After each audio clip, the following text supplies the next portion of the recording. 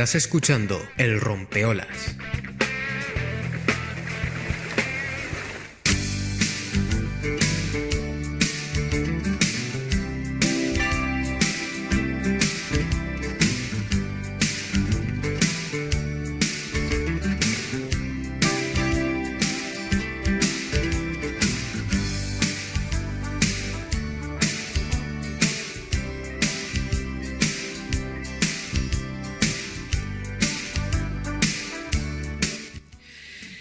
Bueno, pues muy bien, entramos ya en lo que es el cuarto tema de la mañana.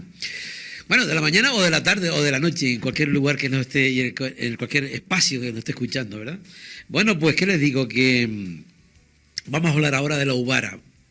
Ya hemos hablado de ese tema hace unos meses. De todas maneras, tengo ahí al otro lado a Alberto Usero, que es investigador del CSIC, y que es biólogo también, y que bueno, y que ha hecho una serie de investigaciones acerca de la Ubara, muy interesante. La Ubara, que vamos a recordar otra vez, esa ave tan importante que está, bueno, ahora nos lo comentará Alberto, porque yo estoy seguro que quizás muchísima gente de nuestros oyentes desconocen el tema de la Ubara, posiblemente en otras islas. Vamos a ver.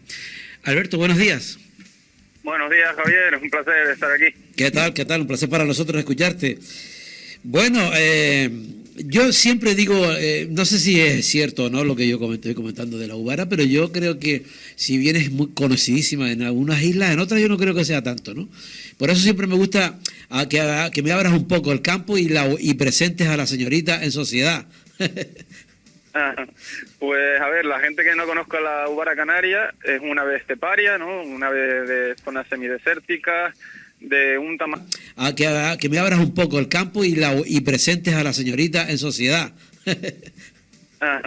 Pues a ver, la gente que no conozca la Ubara canaria es una ave esteparia, ¿no? Una ave de zonas semidesérticas, de un tamaño más o menos grande para ser un ave, quizás para que la gente se haga una idea puede ser un poco más grande que una gallina, ¿no? Sí. Y su área de distribución actual se restringe solo a las islas orientales de Canarias, es decir, Fuerteventura, Lanzarote y La Graciosa. En el pasado sí es verdad que se tiene algún indicio de que podía haber habitado el sur de Gran Canaria, incluso se han encontrado fósiles en algunas cuevas de Tenerife, lo cual no quiere decir que haya vivido en Tenerife, pero bueno, que los fósiles están ahí. Algo así a destacar de la Ubara canaria es que es una especie endémica y que se encuentra catalogada en peligro de extinción, por eso estamos realizando el proyecto de investigación para saber cuáles son sus principales amenazas, ¿no? El comportamiento y temas de ecología. Lo que es Lanzarote, Fuerteventura y La Graciosa, ¿no? Exacto. A veces es también un poco, dicen algunos autores que la han visto puntualmente en Isla de Lobos, pero vamos, eso es muy puntual. ¿Y se alimenta, Alberto? Pues su alimentación principalmente se compone de vegetales, ¿no?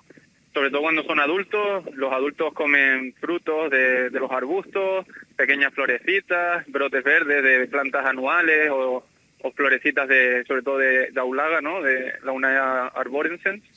Y luego también, pues si tienen la oportunidad de comerse algún artrópodo, un escarabajito, saltamontes, algún hemíptero, pues también aprovechan. Y por supuesto, si consiguen coger una lagartija, también darán buen fin con ella. Claro. Es un poco la alimentación de la Ubara.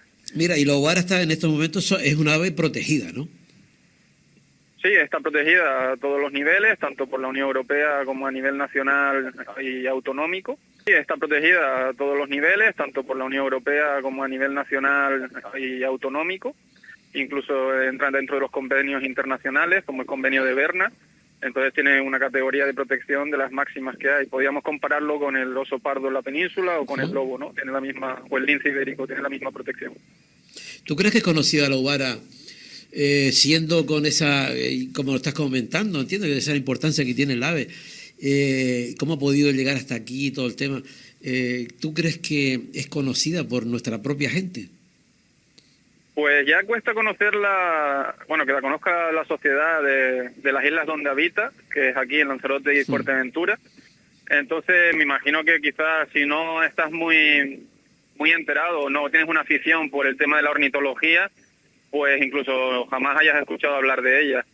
Aquí yo podría poner la mano en el fuego que quizás ni el 50% de la población de las Islas Orientales, quizás por falta de divulgación, de la enseñanza que se debería de enseñar en los colegios, incluso también hacer algunas campañas de concienciación, pues ahí está ese déficit de educación ambiental, ¿no?, que tenemos en las Islas Canarias, que ni los propios canarios conocen sus especies, que son solo exclusivas de aquí, que no las encuentras en otra parte del mundo. Me parece tremendo lo que estás diciendo. Me parece para sacar auténticos titulares de lo que me acabas de decir. Es decir, que ese tanto por ciento, todavía, que tú me dices a mí que ese tanto por ciento se pueda producir el resto de las islas que no lo conocemos, es más normal, pero que me digas que ese tanto por ciento tan elevado de desconocimiento existe, incluso en aquellos territorios donde hay ubara, pues es para temblar, ¿no? Sí, sobre todo en las zonas que se han construido grandes ciudades, ¿no?, como la capital de Lanzarote, Arrecife, o en Fuerteventura, Puerto del Rosario, las personas a veces muy alejadas de lo que es su entorno, su ecosistema natural, lo que la fauna y flora que te rodea. Entonces no muestran ese interés que podían mostrar en el pasado agricultores, ganaderos, o incluso pues personas de la ciudad, pero que también vivían en el campo. Cada vez como que el ser humano se está alejando más del medio rural, y eso pues también tiene unas consecuencias. Y aparte tampoco hay voluntad política por hacer campañas de concienciación y divulgación de tu biodiversidad, que eso también pues es culpa del político que gobierna, ¿no? Claro. No todo el mundo tiene que saber nacer sabiendo todo. Tienes que también darle tú herramientas para que aprenda. Claro. ¿Y qué depredadores tiene la ubara?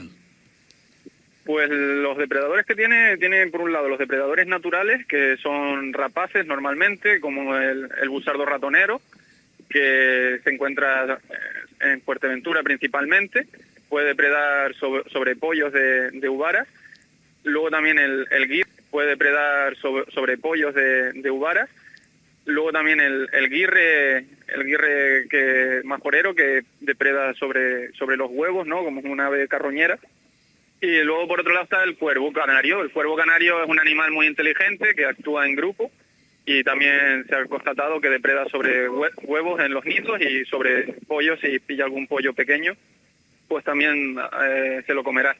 Y incluso si algún adulto que ande por ahí un poco herido o débil, algo enfermo, también los cuervos sabemos que pueden darle buen fin a esa ubara. Esos son depredadores naturales. Luego están las especies introducidas, que son el erizo común, el erizo moruno, que se ha visto que depreda sobre los huevos, y el gato asilvestrado cimarrón, que es el gato que ya sea salvaje y vive en el campo, en los espacios naturales, y eso sí que depredan sobre todo lo que pillen. Eso sobre adultos, pollos, huevos, eso, cualquier animal que vean. Interesante, ¿no? Sí, nuestras últimas investigaciones hemos hecho unas cuantas, pero las últimas en concreto es una investigación en relación a los movimientos de la ubara canaria entre islas.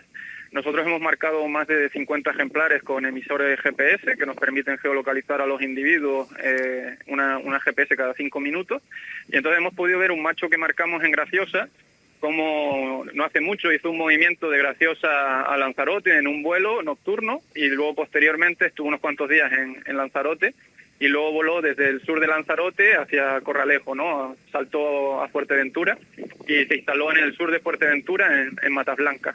Eso es el último estudio que tenemos, que es la primera prueba fehaciente de que las uvaras se mueven entre islas.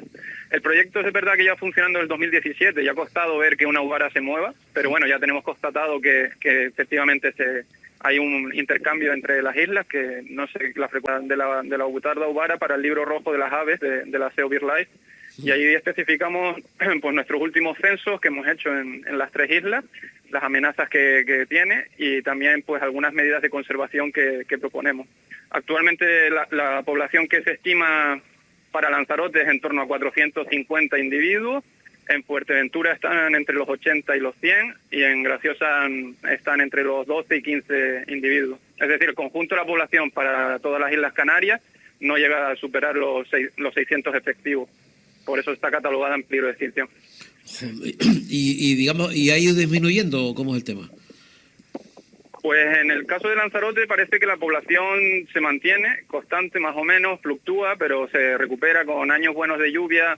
la población mejora y más o menos se mantiene, ¿no? Sí. En Fuerteventura sí es verdad que está habiendo un declive bastante acusado, que yo diría que si no se ponen medidas de conservación de aquí a lluvia, la población mejora y más o menos se mantiene, ¿no? Sí. En Fuerteventura sí es verdad que está habiendo un declive bastante acusado, que yo diría que si no se ponen medidas de conservación de aquí a 20 años, la población de Fuerteventura quizás se haya extinguido por completo. Y en La Graciosa es algo muy fluctuante, porque nosotros creemos que las uvaras en La Graciosa van y vienen. Quizá hay alguna que se quede allí sedentaria, pero es muy fácil que vayan y vengan de Lanzarote. Entonces se demuestra que la uvara vuela, y vuela de isla a isla, ¿no? Efectivamente, En esas tres, digamos, ¿no? Claro, sí, lo que nosotros sabemos de momento, gracias al marcado, es eso, que se ha movido entre las tres islas. El hecho de que a lo mejor no llegue a Gran Canaria, por ejemplo, puede ser porque el estrecho de mar, la distancia en kilómetros es mucha mayor, entonces le cuesta más pegar ese vuelo, porque son uvaras que, al ser una subespecie endémica, se han adaptado a vuelos cortos, hacen una migración local. No es como la Asia entero y llegan hasta la zona de Arabia Saudí. Entonces aquí los vuelos son cortos y son estacionales normalmente para reproducirse o para dispersarse juveniles. Quizás les cuesta más moverse. Y luego en Gran Canaria el problema también que tiene para que la uvara se vuelva a establecer allí es que la zona, el hábitat donde vivía está totalmente degradado. Entonces es muy complicado que vuelvan a establecer. Claro. Quizá en un principio, claro, volaban y luego que vendrían de África, supongo, pero luego ya se adaptaron, digamos, al entorno y ya esa migración era cortita, ¿no? Ya no era, ya no estaban facultadas, digamos, esa facultad para volar tanto, ¿no? Claro, la uvara que hay aquí, que llegó del Sáhara, que llegó hace ya 150.000 años, imagínate, después de 150.000 años, pues ha sufrido una evolución genética y morfológica que se ha adaptado al ambiente y al hábitat de aquí y a los requerimientos que tienen las islas, y en las islas no necesita de aquí y a los requerimientos que tienen las islas, y en las islas no necesita grandes vuelos para poder buscar alimentos, reproducirse, porque al final la isla es pequeña, y ellos se han adaptado a eso, a no tener que hacer grandes migraciones. Ya. Es el principal. Claro, mira, una cosa, Alberto, antes estaba hablando de los depredadores y el ser humano de alguna manera forma parte también de esos depredadores de la uvara. Hombre, el ser humano es el mayor destructor que hay de la naturaleza, de la uvara y de cualquier ecosistema en general. Sí. El ser humano, las principales amenazas... Bueno, pero hay otros que la defienden, como tú, por ejemplo. Sí, claro, pero bueno, eso es una minoría. Hay de todo, sí. Por desgracia el sistema funciona de una manera pues que lleva a la destrucción de la naturaleza, ¿no? El consumo de recursos, el capitalismo, el inconformismo, es la antítesis de la naturaleza. Y luego pues las amenazas que vienen del ser humano vienen siempre relacionadas directa e indirectamente con la actividad suya, la construcción de carreteras, construcción de urbanizaciones, instalación de tendidos eléctricos, minería, molestias, ¿no?, de la gente que usa los espacios naturales sin responsabilidad. Son muchísimas. El ser humano es el principal culpable de la situación que tiene la uvara actualmente. Yo te lo decía porque había visto en tu página, sobre todo, que criticabas bastante el tema de los rallies, ¿no? De los rallies en esos entornos. Sí, es una cosa que pues desde el grupo de investigación no entendemos cómo se puede celebrar ese tipo de actividades deportivas dentro de parajes naturales con especies protegidas, ¿no? Eso es algo que debería de ponerse fin de inmediato, porque también existen otras zonas que no es necesariamente un paraje natural para que cada uno haga su actividad. Se me ocurre en zonas periurbanas o zonas pegadas a polígonos industriales, y esto es una cosa que intentando denunciar y que no se vuelva a repetir, porque son costumbres que tiene la población arraigada de aquí de las islas, que es verdad que a lo mejor ellos lo ven como algo normal, pero nosotros damos los argumentos científicos, y ya no solo científicos, sino legales, para que eso no se permita en esas zonas. Ya, y ustedes plantean que eso se puede hacer, pero no en esos espacios naturales, sino en otros lugares, ¿no? Sí, por supuesto. De prohibiciones no hace falta prohibir nada, simplemente buscar una alternativa que existe y que la población lo entienda. No hay nada más. Eso ya es cuestión política, de sentarse y buscar qué alternativas hay y implantarlas. Nada más. Es un problema muy sencillo de solucionar, vamos. Sí, quizás no sea tan difícil, ¿no? Mira, Alberto, ¿qué es el Frente de Lanzarote?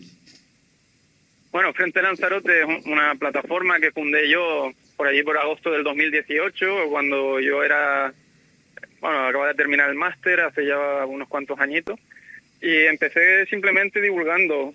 Era una página de concienciación y un poco hacer pedagogía. Hacía algunas publicaciones del tema de residuos, de plásticos, de especies introducidas, cómo afecta a la fauna silvestre, y ha ido evolucionando pues poco a poco hacia pues lo que me dedico ahora, ¿no? Que es la investigación, la ciencia. Y ahora, ya que pude encontrar un trabajo aquí en Lanzarote, pues estoy más centrado en los problemas medioambientales, éticos, de especies introducidas, cómo afecta a la fauna silvestre, y ha ido evolucionando pues poco a poco hacia pues lo que me dedico ahora, ¿no? Que es la investigación, la ciencia. Y ahora, ya que pude encontrar un trabajo aquí en Lanzarote, pues estoy más centrado en los problemas medioambientales que hay actualmente en Lanzarote y en las zonas donde habita la Ubara. Y ahí es donde divulgo o manifiesto mi desacuerdo con ciertas medidas, o intento generar alguna iniciativa medioambiental y conciencio a la población, ¿no? Eso es un poco la idea de Frente Lanzarote. Por ejemplo, tiene bastante movimiento con respecto a la extracción de áridos, por ejemplo. Sí, la extracción de áridos es uno de los mayores problemas que tenemos aquí en Lanzarote en relación a la ubara canaria y bueno, ya a otras especies, porque se está permitiendo una extracción de áridos desde el gobierno de Canarias en una zona que hay ubaras canarias y que es una zona cepa, en una zona de especial protección para las aves, que es un espacio protegido de aves, que es un espacio protegido por la Unión Europea, que pertenece a la Red Natura 2000. Entonces, eso es una incongruencia y vamos, se están saltando las leyes de Europa de forma clara y a la vista de todos. Y no solo es eso, también hay muchos transportistas que realizan extracciones de árido de forma ilegal, es decir, que no tienen permiso, lo hacen con nocturnidad, y ya se ha denunciado varios casos al Seprona de aquí de Lanzarote. Y ese es uno de los problemas que llevamos luchando desde el grupo de investigación, con informes, con denuncias. Ahora nos han pedido un requerimiento de Fiscalía de la provincia de Las Palmas y estamos ahí en la batalla para impedir que se den más permisos y que se conserve esa zona y que se restaure, ¿no? Porque al final las extracciones que se han hecho nunca se han hecho medidas de restauración y aquello está totalmente degradado y necesitamos que se deje de extraer y que se recupere, porque es una de las zonas donde mayor densidad de ubara canaria tenemos aquí en las islas y puede que acabemos con una población que tenemos aquí que se conserva y que se mantiene debido a este tipo de actividades. Yo creo que hay que sembrar mucha conciencia, ¿no? ¿Tú qué dices? Sí, la conciencia y la educación es la base de todo. Si los políticos invirtieran en una asignatura en el colegio de medio ambiente, educación ambiental, las generaciones vendrían mucho más preparadas y los daños y los problemas que tendríamos serían mucho menores, porque ya tienes una población concienciada. Y eso los políticos no quieren o no les interesa, porque tener una concienciación y una población formada ya deja de ser menos manipulable, y quizá a los empresarios del turismo y la construcción, que son los que financian los partidos políticos, tampoco les interesa que le pongan freno a todo eso, porque al final es la lucha, ¿no?, de la gente que quiere seguir construyendo y seguir especulando en las Islas Canarias contra los que queremos que eso se pare, que queremos conservar un territorio y vivir en una zona que preferimos tener mucho menos, que quizá especulando en las Islas Canarias, contra los que queremos que eso se pare, que queremos conservar un territorio y vivir en una zona que preferimos tener mucho menos, que quizás tener ahí grandes hoteles o grandes centros comerciales, puertos y cosas que, en definitiva, solo le da beneficio a unos pocos, no a la sociedad canaria. Claro, sí. Yo creo que no sé, pero bueno, no solamente el tema de los políticos, sino también yo creo que una de las primeras imágenes que debemos tener es la de la propia casa, ¿no? La propia casa, la propia familia, ¿no? La introducción de... A veces planteamos demasiado, siempre como una responsabilidad también de colegios, centros educativos, políticos, etcétera, ¿no? Pero también tenemos que empezar en casa, ¿no? Yo creo que es el tema, ¿no? También empezar por ahí, ¿no? Alberto... Sí, claro, sí. Una cosa, si tú en tu casa no tienes unos padres que han recibido concienciación antes, ni tienen el conocimiento o los instrumentos, es más fácil facilitarlo desde las escuelas a todo el mundo para que todo el mundo tenga acceso. Presentaba que eres investigador del CSIC. Mucha gente sabrá lo que es el CSIC, pero habrá mucha gente que no sepa lo que es el CSIC y cómo funciona el tema cómo funciona el tema de la investigación. ¿Por qué no nos cuentas un poco? Pues el CSIC son las iniciales del Consejo Superior de Investigaciones Científicas, que es la institución pública española más grande de ciencia que existe. El CSIC tiene muchos centros de investigación en diferentes provincias de España, y nosotros concretamente trabajamos en el centro que se llama Museo Nacional de Ciencias Naturales, que se encuentra en Madrid, en la Castellana, que tiene la parte visitable, que es el museo, y luego tiene la parte científica, donde están los despachos de los científicos que llevan las investigaciones a cabo. Y en el CSIC, pues nosotros lo que hacemos es investigar a través de una financiación. En concreto, nosotros ahora mismo estamos haciendo un convenio con el Gobierno de Canarias y con Red Eléctrica, ¿no?, que es los que financian el estudio que estamos realizando. Y nosotros funcionamos pues con estudios de campo, que obtenemos datos a pie de campo, luego cogemos esos datos y los llevamos al despacho, los transformamos en Excel, con los que hacemos estadísticas, y una vez tenemos los resultados ya podemos redactar un artículo en el que pues describimos los resultados obtenidos, y es lo que se acaba publicando, ¿no?, que eso es la ciencia. Coger datos brutos, transformarlos con estadísticas y sacar conclusiones. Y eso es lo que estamos haciendo con la Ubara Canaria, para conocer sus amenazas, qué peligros tiene, qué medidas de conservación se pueden implantar, el comportamiento. Para poder proteger a una especie, lo primero que hay que hacer es conocerla, porque si no las medidas de conservación pueden fallar. Eso es fundamentalmente el conocimiento previo. Mira, Alberto, y ya que te tenemos ahí, que eres investigador del CSIC y todo, ¿se apoya el tema de la investigación? ¿Cómo está la investigación en real? No solamente lo de la Ubera, me estoy hablando en general. Tú que estás dentro de la historia, ¿cómo lo ves? ¿Cómo ves? ¿Tú crees que hay ese apoyo hacia la investigación en este país? ¿Cómo lo ves? Pues, vamos, es evidente que en la ciencia en España no es uno de los pilares en los que confíe la política. Eso lleva siendo así desde hace décadas. De hecho, en España la inversión en ciencia no supera el 2% del PIB desde hace décadas. De hecho, en España la inversión en ciencia no supera el 2% del PIB, cuando debería de ser mucho más para poder ser un país competitivo en ciencia, ¿no?, con el resto del mundo. Y la ciencia muchas veces está desprestigiada totalmente. Los científicos en España, aunque den datos y den estudios y sea algo objetivo, en donde no entra ningún tipo de irracionalidad, los políticos siguen haciendo otras cosas totalmente diferentes. Y eso también se traslada a la sociedad. Hay muchas personas que no creen en la ciencia o creen más en la pseudociencia, simplemente por el hecho de que en España hay que darle importancia a lo que son los científicos, el esfuerzo que cuesta hacer un estudio, porque es mucho tiempo, esfuerzo y dinero. No es algo que tú te estés inventando de la noche a la mañana. Y quizás en España falta esa apuesta, ¿no?, por la ciencia, y que es asignatura pendiente, que aunque se haya creado otro ministerio que se llama Innovación y Ciencia, sigue funcionando igual. La ciencia en España no avanza, es muy precaria. Los contratos para los estudiantes predoctorales son muy malos y requieren un esfuerzo y una entrega muy grande. Entonces, España en ciencia, puedo asegurarte que es un país que está a la cola totalmente con el resto en relación al resto de Europa, por ejemplo. Triste. Y luego también el conocimiento, porque a mí me parece interesante cuántas cosas se estarán haciendo, investigando, y que después la gente no se entera, no salen en los medios, no se implica en eso. Vemos, en fin, toda la telebasura que vemos todos los días, y no ves nada que apoye un poco esta burbuja positiva que estamos hablando, ¿no?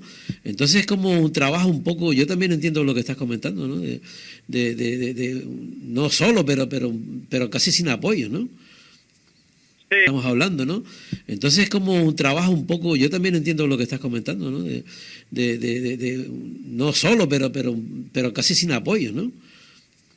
Sí, yo por ejemplo agradezco mucho que te intereses por los temas estos, porque a través de la radio y otros medios de comunicación, pues los científicos, que también eso es responsabilidad del científico. El científico no solo puede vivir por y para la ciencia, investigar, publicar artículos, sino que también tiene que divulgar, considero yo. Claro. Total. Porque si no, esos datos y esos resultados se quedan en un mundo que es estanco, un mundo totalmente opaco de científicos, y eso tiene que traspasar a la sociedad, porque al final es la sociedad la que decide los cambios. La sociedad es la que puede coger y asumir su responsabilidad cuando ya tiene la información y es conocedora de ella. Entonces este medio de comunicación y esta entrevista pues servirá para que los oyentes, pues algo que no conocían, y ahora, gracias a esta entrevista, van a poder saber mucho más sobre la UBARA o sobre la ciencia o sobre a qué nos dedicamos. De más ciencia y que quiera seguir conociendo cosas en sus islas, en este caso, ¿no? Que es una cosa que no tiene valor. Claro. Es que lo que acabas de decir es fundamental, porque, claro, no podemos vivir en una burbuja estilo Michael Jackson, ¿no? O sea, vamos a ver, si lo que haces tú, digo tú o cualquier otro investigador, no sale... No, la gente no se entera, no sale hacia la sociedad, es como, eso es lo que está comentando, en un rollo como opaco, y luego, por eso tampoco tiene el efecto y la salida que tiene que tener, el reflejo social. Sí, la gente muchas veces por desconocimiento simplemente, ¿no? O ignorancia, pues tiene una idea de la ciencia bastante equívoca. Por eso existe pues, gente negacionista o gente que cree más en otros métodos que no son científicos. Pero la ciencia a día de hoy es la única que ha demostrado con datos verídicos y con un tipo de metodología y de réplica que es la manera única que existe para demostrar que algo es verdad o es mentira. Y eso ha ayudado a mentira. Y eso ha ayudado a la sociedad pues a progresar, a tener pues los aviones que tenemos, a poder tener el coche que tenemos, las gafas con las que leemos. Eso es ciencia todo. Y sin ciencia un país nunca va a progresar. Eso es evidente. Entonces la ciencia es un pilar fundamental que debería la sociedad pues tenerlo muy en cuenta. Exactamente, ciencia sí. Alberto, se nos fue el tiempo, otro día seguimos hablando de la UBARA y tu mundo de investigación, ¿te parece?